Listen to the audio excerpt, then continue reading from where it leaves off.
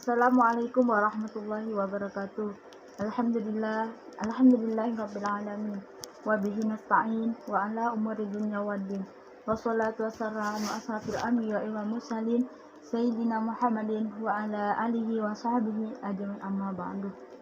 Yang pertama-tama, marilah kita panjatkan dan puji syukur kita kehadiran Allah Subhanahu wa taala, yang dimana berkat rahmat serta hidayahnya kita dapat menikmati sehat, nikmat Islam dan iman. Serta salam tak lupa kita hanturkan kepada junjungan kita, yaitu Nabi Muhammad SAW. Hadirin yang dimuliakan oleh Allah Subhanahu wa taala, perkenankan saya untuk menyampaikan kitab saya hari ini yang bertema tentang rasa malu menggambarkan kualitas keimanan seseorang muslim. Malu adalah sifat atau perasaan yang membentangi seseorang dari melakukan yang rendah atau kurang sopan. Agama Islam memerintahkan pemeluknya memiliki sifat malu karena dapat meningkatkan akhlak seseorang menjadi tinggi. Orang yang tidak memiliki sifat malu, akhlaknya akan rendah dan tidak mampu mengendalikan hawa nafsu. Sifat malu merupakan ciri khas akhlak dari orang beriman.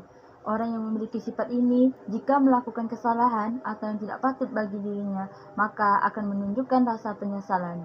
Sebaliknya, orang yang tidak memiliki rasa malu merasa biasa saja ketika melakukan kesalahan dan dosa, walaupun banyak orang lain yang mengetahui apa yang telah dilakukannya. Islam menempatkan budaya rasa malu sebagian dari keimanan seseorang, dan orang yang beriman pasti memiliki sifat malu dan menjalani kehidupan. Orang yang tidak memiliki rasa malu berarti seseorang bisa dikatakan tidak memiliki iman dalam dirinya, meskipun lidahnya menyatakan beriman. Rasulullah Shallallahu Alaihi Wasallam bersabda, iman itu lebih dari 70 atau 60 cabang. Cabang iman yang tertinggi adalah mengucapkan La ilaha illallah, dan cabang iman terendah adalah membuang gangguan duri dari jalan, dan rasa malu merupakan cabang dari iman. Hadis riwayat Bukhari Muslim. Sifat malu perlu ditampilkan seseorang dalam semua aktivitas kehidupan. Melewati seseorang dapat menahan diri dari perbuatan tercela, hina dan keji. Melalui sifat malu, seseorang akan berusaha mencari rezeki yang halal dan merasa menyesal jika tidak bisa melakukan kebaikan setiap hari.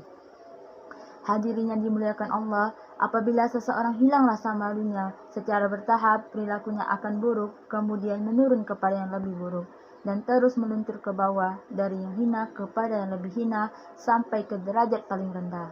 Rasulullah Shallallahu Alaihi Wasallam bersabda, sesungguhnya apabila Allah hendak membinasakan seseorang, Dia mencabut rasa malu itu dalam diri seorang tersebut.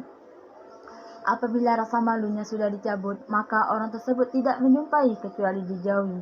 Apabila tidak menjumpai kecuali dibenci dan dijauhi, maka dicabutlah dari sifatnya amanah. Apabila sifat amanah sudah dicabut darinya, maka tidak akan didapati dirinya kecuali sebagai pengkhianat dan dikhianati. Kalau sudah jadi pengkhianat dan dikhianati, dicabutlah darinya rahmat. Rahmat sudah dicabut darinya, tidak akan kamu dapati kecuali terkutuk yang mengkutuk. Apabila terkutuk yang mengkutuk sudah dicabut darinya, maka akhirnya dicabutlah ikatan keislamannya. Hadis riwayat Ibnu Majah. Pada hari yang dimuliakan Allah Subhanahu wa taala, sudah seharusnya sebagai insan yang beriman dan bertakwa harus selalu menjaga marwah dirinya dan menjaga dari perasaan malu. Jika melakukan perbuatan yang tidak pantas, meskipun tidak terlihat oleh orang lain, karena sedikit banyak akan membawa pengaruh dari kualitas keimanan seseorang.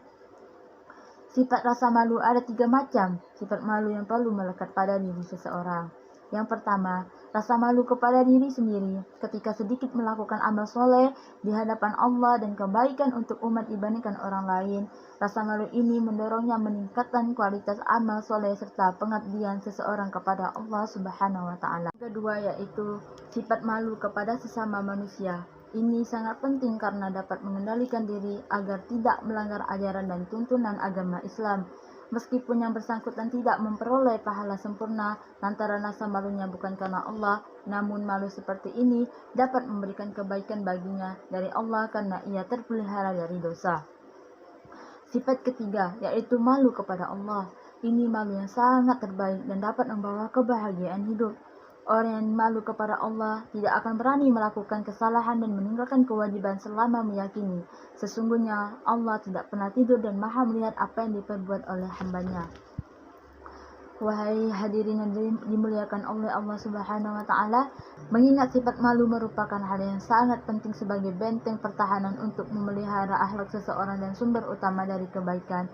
Maka sifat inilah yang perlu dimiliki dan dipelihara dengan baik oleh setiap individu muslim, baik di dalam kantor, lingkungan, masyarakat, keluarga, dan dimanapun berada. Karena sifat malu dapat memelihara serta menjaga dan menunjukkan keimanan seseorang.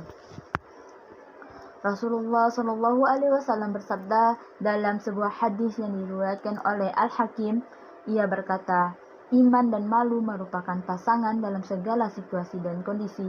Apabila rasa malu sudah tidak ada, maka iman pun sirna. Hadis riwayat Al-Hakim. Rasa malu sangat penting untuk menjaga diri agar terhindar dari perbuatan tercela. Seseorang yang memiliki rasa malu tak akan mau turut serta dalam perbuatan maksiat seperti mencuri, berzina, mengkonsumsi minuman keras. Sebab kendati pun tidak diketahui orang-orang, ia memiliki rasa malu kepada Allah Subhanahu wa Ta'ala yang Maha Mengetahui.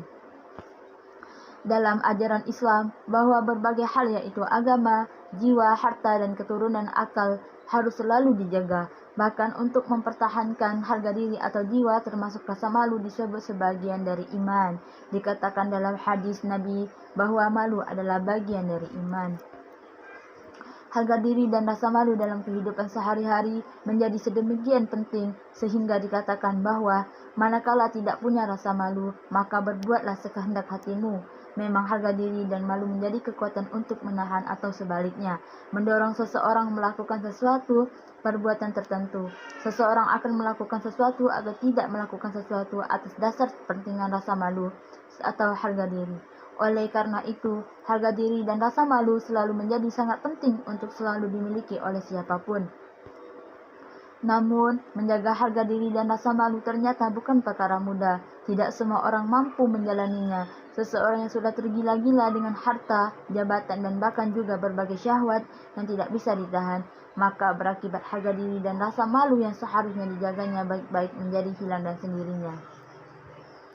Islam sebagaimana dikemukakan di muka mengajarkan kepada umatnya agar tidak menjalani hidup meraih derajat atau martabat yang tinggi.